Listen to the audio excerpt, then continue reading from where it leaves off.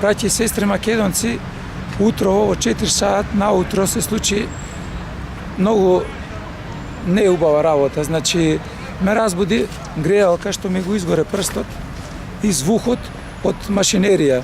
Значи, пробаа веројатно и живи да не дигнат, не знам што беше работа. Отворив тоа патентот на брзина од кај што бев, кабелот го исклучив и директно полиција ме зема.